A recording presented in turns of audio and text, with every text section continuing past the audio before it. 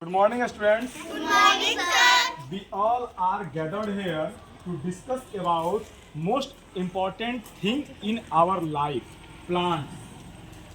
Plants are divided into following groups on the basis of their height and their strength. The children of KPS school will told the different types of plant like tree, herbs, shrubs, climber, creeper, aquatic plant and thorny plant. Now let's start from tree. Tree. Tree are big, tall, and strong. Example: people, neem, banyan.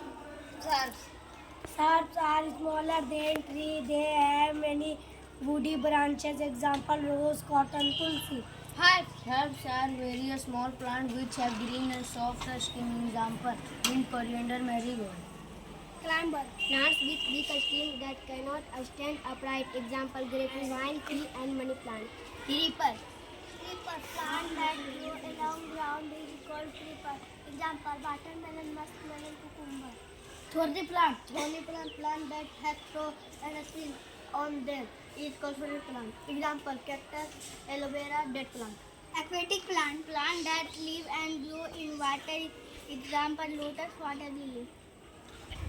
Thank you, students, for doing well for this activity. Thank you, sir. Okay.